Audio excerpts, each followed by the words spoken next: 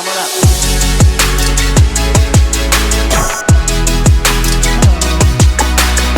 This is working.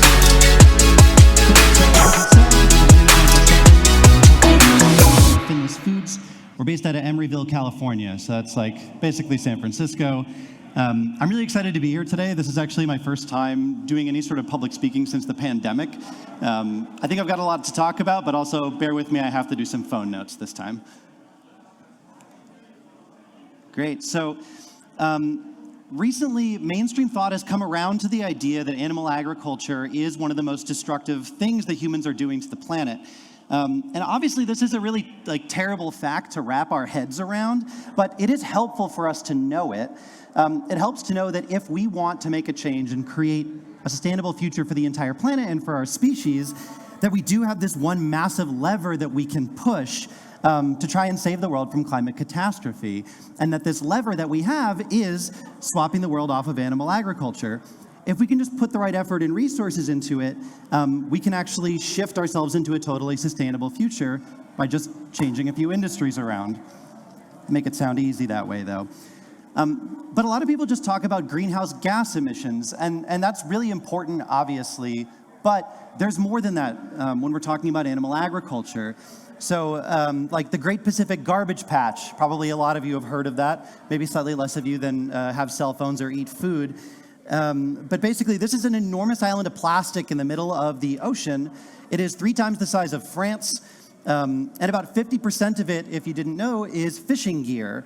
Everybody seems very fixated on plastic straws, which obviously is something that we should work to solve. But the reality is that that's a very small percentage of plastic in the ocean, and the impact of fishing gear itself is absolutely massive. This plastic degrades down into microplastics, which then is eaten by fish, ends up inside of the fish, and then a lot of that ends up inside of us, which is obviously not my ideal outcome either. So let me focus on seafood specifically for a minute, because that's what Finless does. I know probably a lot of you saw Finless on the bill and thought, oh cool, another fintech company. Sort of, but not really. So alternative proteins can actually help us create a fully sustainable industry out of what's going on currently. And this is what's going on currently as it relates to seafood. On your left, you'll see this dark line here on top. This line represents wild-caught fish, wild-caught seafood of all varieties.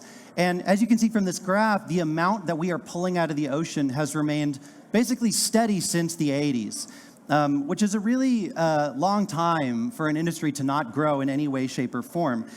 This is because the fish that we pull out of the ocean is the entirety of the fish that are in the ocean on any given year.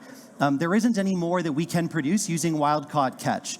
So what people have started to do in order to try and solve this supply problem is fish farming, and that's this light blue line at the bottom of the graph. And fish farming has done some impressive stuff. On an industrial scale, it really started in the 70s and 80s. And today, fish farming is 50% of all seafood consumed globally, which is massive. That is a really, really fast scaling. And it shouldn't be like diminished or made fun of, because I mean, it's huge. But here comes issues. I mean, you'll notice that the line for wild caught isn't going down at all. And the promise of fish farming was supposed to be that we could actually shift people off of wild caught and onto something that is grown, and therefore save the ocean ecosystem. That hasn't happened yet. And one of the issues with fish farming that we're seeing is that the acceleration of the growth is slowing. It's not growing faster than it was, it's growing slower than it was. So if we actually want to try and take pressure off of the ocean ecosystem and move people towards something sustainable, we're going to need something that scales considerably faster than fish farming has been able to up till this point. And as you can see, meat consumption also is skyrocketing. It's continuing to go up both per capita and objectively. The world is eating more and more and more meat. And that isn't because our population is growing, it's because people like us in the developed world are choosing to eat more and more meat. And that's where Finless comes in. We believe that if we can correctly utilize alternative technologies, we can help the world meet this demand for seafood sustainably. We use plant-based and cell-based technologies in order to create alternative seafood products that are at their core ethical and sustainable, But the idea is that we can make products that can compete on market metrics. So basically make food that is ethical and sustainable, but that really sells itself off of being the best tasting, the most affordable, the most nutritious, and the most convenient. We think if we can knock those 4 metrics out, we can actually convince a lot of people who don't care about the ocean, who don't care about eating ethically, to eat something that can actually create a sustainable future. And so we're starting off with this product, which we just actually launched 3 weeks ago in the Bay Area where we are. This is a plant-based tuna poke. We think plant-based foods are great. Impossible Burger, Beyond Burger, y'all are probably familiar with some of these things. They're fantastic at creating ground product. Plant-based products do everything from burgers to hot dogs. For us, everything from poke on down towards spicy tuna roll, like sushi ground product. Plants have trouble doing things that are larger than that. Plants don't really do sashimi well. They don't do steaks, fillets. But as long as we're concentrating on the hamburger-style meats, plants knock it out of the park. And what's cool about plant-based technologies in particular is it's super scalable, it's really affordable, the technology is not that complicated, there's no regulatory risk. If you're allergic to seafood, you can eat this. Like, there's a ton of advantages. And so we're psyched to roll this out. Hopefully we can roll it out in Europe, actually, in the coming years. But the core of the company is really our cell-cultured seafood. So this is not a public picture, but I'm showing it here, so I guess it'll become one, of our cell-cultured bluefin sashimi. So cell-cultured foods aren't limited by texture in the way that plants are. You're not limited to ground product. This is not limited to just burgers. We can make meat, sashimi, fillets, and steaks that's actually appealing to meat eaters, that actually will bring people into the fold, whether they care about sustainable food or not. We think the balance is really going to shift when omnivores start eating cell-cultured meat, not because it's ethical, not because it's sustainable, but because it tastes better, it's affordable, it's nutritious, and it has advantages. Like, for example, our cell-cultured bluefin sashimi, it has all the proteins you're looking for, has all the omega acids you're looking for, it has no mercury, it has no plastic. And this is a huge advantage over wild-caught tuna, especially because today there really isn't a thing as farmed tuna that's done economically or at scale. So we can provide this unique capability of being more nutritious. So let me talk a little bit about the science. I know people are interested in that. And I'm going to simplify this a lot. So if you're like a scientist in the audience like me, this is for everyone else. Tune out for a second. I'll come back to complicated stuff. You can ask me afterwards.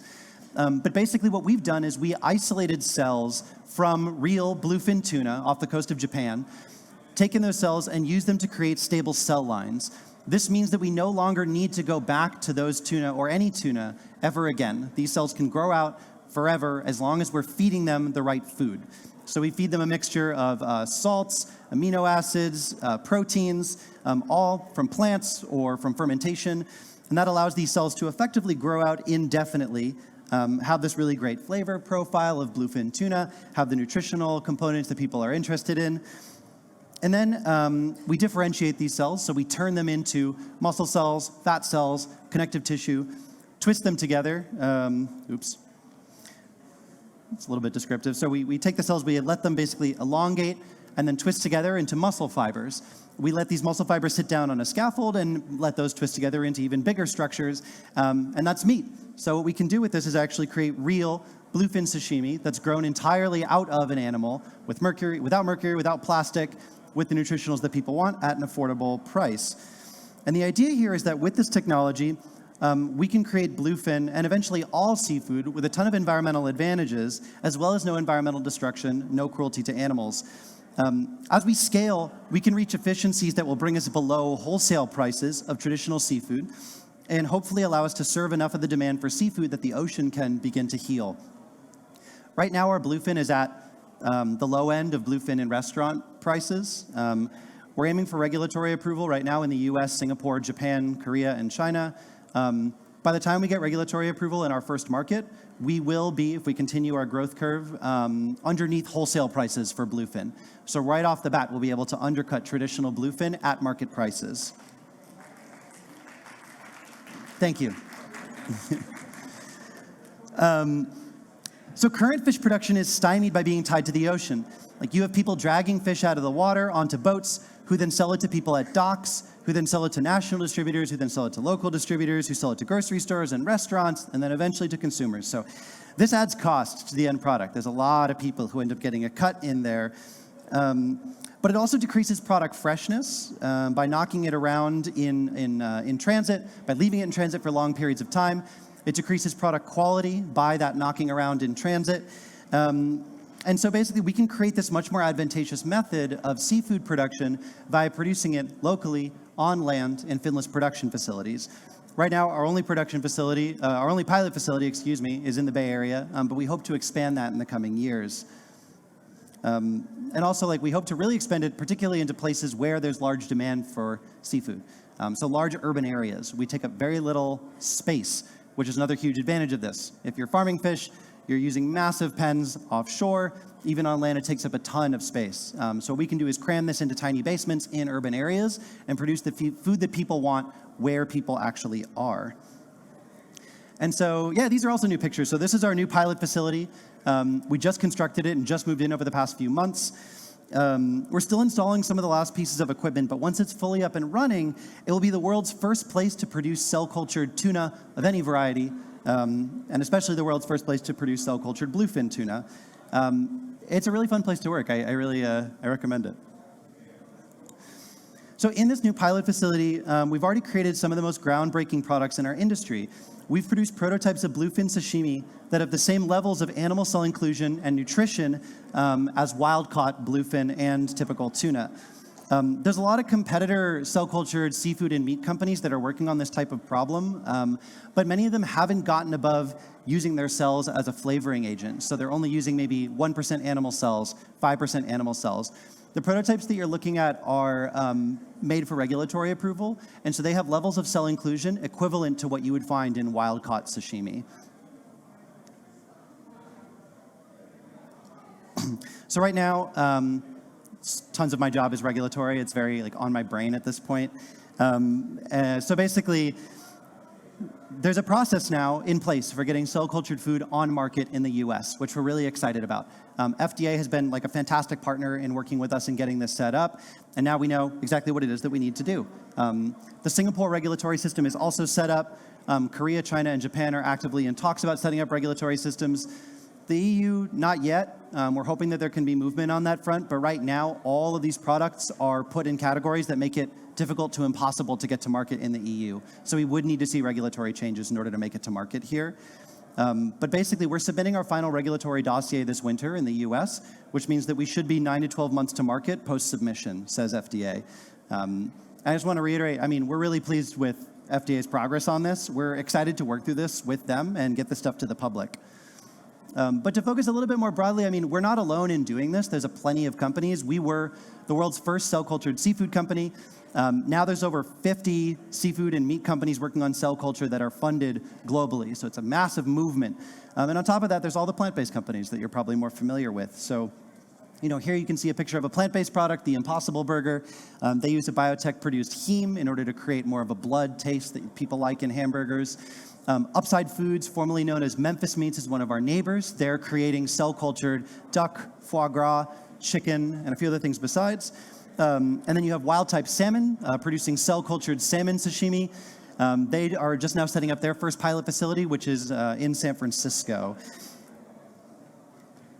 And outside of the plant-based and cell-cultured worlds, there's actually a lot going on. So, this whole industry is very young. Our company just started 5 years ago. And so people are always wondering, when is this stuff coming to market? And so something I want to emphasize is there are things that have come to market just in the past few years. It is challenging to use biotechnology to produce food or really any consumer good. On top of the technological challenges, you have regulatory problems, or at least hurdles that you have to go through. But these companies have made it through. So you can see here, Geltor has created Encollage, which is a animal-free gelatin produced using biotechnology. It's now, they're selling it B2B, and multiple cosmetics companies are using it instead of animal gelatin for cosmetics. Perfect Day makes fermented milk proteins like whey. They are selling it B2B to a bunch of different companies and produce their own ice cream line. So it's an entirely animal-free ice cream line that uses real whey. It's very creamy. I've had it. I've also eaten the gelatin, but it was in a gummy. And at that point, they were producing gelatin that they had gotten from DNA from a mastodon, just to prove that they could do that, even from an extinct animal. And then just hit the market is the Every company. They've made a bunch of the proteins that are essential for egg whites and are now producing that, selling it B2B for companies that want to use an animal-free egg white. So basically, things are coming to market. It's been hard to scale these things. It's been hard to get through regulatory, but it is possible. It is working.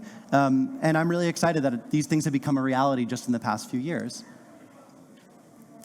But beyond that, there is actually a cell-cultured product that is on the market today. One cell-cultured company called Just, formerly referred to as Hampton Creek, they brought cell-cultured chicken to market in Singapore. Now, this is a prototype picture up here, and this is actually, I believe, what they're selling in Singapore. It has very low levels of cell inclusion. It's still using cells as a flavoring agent rather than as the entirety of the product, but they should be proud of themselves for this anyways. Getting a cell culture product to market is not easy, and proving that it can be done has really cleared the way for the rest of us. It's made regulators a lot more confident that this is safe. It's made consumers a lot more confident that this is something that is coming to their plates in the near term, and I'm really happy that they've done it, because it's not just sci-fi anymore. So this industry is young, but it shows huge promise. With loads of products on the market in just a few years, I feel confident that we are changing and will continue to change agriculture. The question is, will it happen fast enough to mitigate climate change? I don't know the full answer to that question, but I do believe that cellular agriculture has the best shot out of a lot of these technologies due to our ability to scale very quickly compared to other solutions like fish farming. That said, a lot of the answer to this question will come from whether or not you all in this audience and others are willing to help. So please think about what you can do to direct resources to our industry. We've shown a lot of promise. We've made a lot of progress. We're currently in our commercialization stage. And I think it's one of the best hopes that we have of fulfilling Finless's mission to create a future for seafood where the ocean thrives, and more broadly, to save the planet from climate catastrophe. I'm going back to my beginning slide. So, really appreciate you all having me. I'm going to open it up for Q&A. My name is Michael Selden. I'm co-founder and CEO of Finless Foods, and I really appreciate you all having me. Voila. Thank you so much. Thanks very much, Michael. We've got some time for some Q&A. Come on, let's get some Q&A going. Who would like to ask a question? That's one, sir. Right over here, sir. We'll come to you in a second. This one first. Hello, can you hear me? Okay. So how long it takes? Can you speak up? Speak up. Yeah. How long it takes for steak to grow up? Yes, how long does it take for us to grow meat? It really depends on the size of the facility, because basically the bigger the facility you have, the faster it is. Cells divide every 24 hours, more or less, which means that you have double whatever you had in 24 hours. So in our current facility, we have about a week-long growth process. And with a week-long growth process, we can grow enough meat for maybe 10 restaurants. This is at a very small scale in a bioreactor that is on top of a bench. So basically, I think that this has a ton of potential to actually outpace fish farming. Right now, salmon mariculture, which is the fastest variety of fish farming, takes 2 years to complete. Generally, our runs complete in just a week to 3 weeks in terms of creating a fairly large amount of food. Amazing. There's another question over here. Do you want to stand up, sir? Thanks. So one thing I wanted to ask is, we know that there are a lot of traditional methods of producing some very specific types of food, let's say like A5 Wagyu, which have the methods of raising the cows passed on from hand to hand, from generation to generation. And do you think that if one day we are able to produce meat which is of that quality and that taste profile, that those methods of producing those specific foods are going to go extinct? And are there some steps that we can take to make sure that those traditions don't die off? Yeah, I think that's a really important question. How do we keep our food culture, and then how do we focus on solutions that you do use traditional meat raising that are actually sustainable? A lot of that research, as someone who studied agricultural biochem in school, a lot of that research is happening. Our school really focused on permaculture, which is a really cool method of growing crops that's very sustainable. I don't think that stuff will ever really be replaced by this. I really think that this is meant to fulfill the mass need. You know, these past 4 decades of fish farming have created something on an industrial scale that cannot work with a planet that we all are going to be able to live on. And that's really what we aim to replace. So we have no intention of trying to replace anything like, you know, subsistence fishing, people who actually just go out and fish for their own food, you know, families who do like small batch farming. Like, these are things that there will always be a demand for one way or another. We just need to stop really the mass industrial agriculture that's going on today, and that's what we're shooting for with our products, with our marketing, and with our like sales channels that we're looking at. Question here. So what I have seen in a lot of pitches, that the advantage of Can you plant-based food, hold the microphone close there? that the plant-based food is more economical and it's cheaper to produce. However, what I have seen in Europe and especially in Croatia is that meat is 2 or 3 times cheaper than plant-based food. So I'm curious at which point research and development would come in a position that plant-based food will be cheaper than meat. Yeah, so at what point will plant-based food be cheaper than meat, and also cell-cultured food, which is even more expensive? I think that's a good question. Part of, I think, the issue is that people have really focused on ground product. A lot of ground product is byproduct. It's not like we're farming cows in order to create hamburgers. We're farming cows in order to make steaks. These meat companies then sell off all of the sort of like trash meat, oftentimes, as burger in order to try and cover some costs. But what that means is, like, as plant-based meats drives their costs down, if they're focused on ground product like burgers, the meat companies are just going to go down with them. Because for them, they're like, well, we're just trying to cover some costs. We actually don't produce this stuff. It's just sort of trash that we want to get rid of for money. And that's really hard. I mean, like, that's why we're really focused on the higher end of things. You know, like things like beef, pork, chicken. These are wholesaling at like $2 a pound. I'm really sorry for using American units. I know that's not that useful. But to contrast it, bluefin is $40 a pound. So you can still, it's 20 times more expensive, which means that we have an easier way to get on the market and start to scale. I think that when we actually hit a large enough scale via attacking the high end, we can then eventually work on things like the low end. But also these industrial meat farmers, if we are able to supplant the high-end meat that they are producing, they're not actually going to be able to function as a business, which means the low end will collapse as well, or at least that's what we're hoping for. Any other questions or points you'd like to make? Oh yeah, go ahead. Great. Hi, Mike. I couldn't help but not pose another question about Finless Foods. So you were talking about tackling, you know, the massive industrial burden of mass agriculture. But in order to do that, we need mass consumer adoption of the products that are available in the market. So I was wondering if you can share more about the feedback you've gotten from the end customers eating Finless food, tuna, or even some other products. Yeah, that's a great question, and I appreciate you asking it, especially because I asked you as an individual to harass me during the Q&A section, so thank you for doing that. So how are we going to like drive consumer adoption? You know, we are really focused on chefs. We're a really chef-centric company because we think they're really the gatekeepers to like fine dining. And chefs don't think like a consumer, or at least like a typical consumer. They have their own set of things that they're most interested in. For them, they're basically thinking, in terms of a seafood, for example, what kind of yield will I get from this? And what they mean by that is they're like, all right, if I buy an entire tuna, how much of that is saleable meat? How much of that is useless to me? If they're buying something like uni, like all of that is just weight. Like none of that is actually, very little of that is actually edible. So they think about things like yield. They think about things like, how many different dishes can I put this in? They think about things like, how long is this going to last in a freezer, in a refrigerator? And so we're really focused on those type of metrics. We think that if we can make a more functional product for chefs, which we think we do actually have the capability of doing using our technology, they get excited about this, or at least they have in our initial like consumer trials, consumer, chef. And then we think that that gets passed on to the consumer. A lot of people, I know that Europe has like a very different food culture, but in America, a lot of people like go with what the chefs are saying. And I don't know if that's still the case here.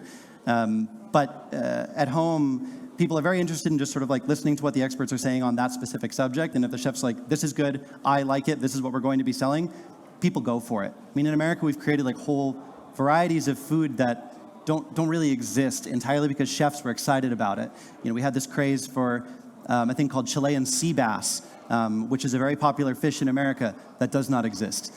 Chilean sea bass is just sort of a blanket name that gets used for all sorts of different whitefish. No one seems to know that. But chefs are basically realizing, like, okay, Chile sounds fancy for whatever reason. Sea bass sounds fancy. So we can cram these words together, put a bunch of whitefish under this label, and sell it that way. Now, this isn't the best example, right? This is sort of like upselling bad fish. But basically what I'm trying to say here is that, like, when chefs find something that works for them, that is convenient for them, they are the tastemakers, they are the deciders. And so what I want to do is just make the thing that is sustainable and ethical a thing that chefs are excited to work with and that works with their cost structure. Fantastic. Any other final questions? Okay, go for it. One final question. So you said that you're working on cell-based tuna. Are you thinking about, or are you actually already working on some other cell-based seafood, except for Chilean sea bass, obviously? Yeah. Yes, are we working on other varieties of cell-cultured seafood? Yes. Finless is actually doing tuna as a test run. Tuna was sort of like the most complicated thing that we could think of to do, so we wanted to do it first. We've actually worked with 12 other species, everything from salmon to carp to European sea bass to lobster, in order to build up our cellular library and build up like a set of data that we could then use to apply to tuna. And so, now that we're going out this winter in order to raise our next funding round, we just built the pilot facility, but we now need to build a production facility because we're a startup and you have to keep moving. We're talking about what our next few species will be and sort of deciding. We pulled in a bunch of people. We now have an impact advisory board, which is comprised of people from the seafood sustainability sector, both on the nonprofit side as well as on the sustainable seafood fish farming side. We've pulled in our sales, marketing people, and our scientists, roundtabled and been like, what is our next few species to work on? I will not tell you the answer. We do have a short list now, though, which I'm very excited by. But basically, we have a few different directions we can go in. We can go for something that is a massive market, but is sort of already serviced, like salmon. Salmon farming is massive. Like most of the salmon that anyone eats at this point is farmed. And salmon farming is, in many ways, fairly good for the environment. And you can create, in certain salmon farms, a flavor that actually beats wild-caught salmon from a lot of environments. This is just a recent development. And if you want mercury and plastic-free salmon, you can just eat farmed salmon. It doesn't have those things in it. But we can decrease costs in a way that salmon farms can't. They have a cost floor that is much higher than us. And so I think that is a good route to go. But the other route that we could go for is something that isn't farmable at all.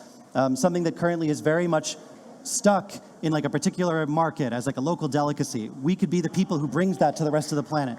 And so we're sort of deciding between these two alternate strategies. Do we go with the thing that's familiar to everybody, that has a large market, or do we go with the new thing and bring it to the planet? We'll see what we do.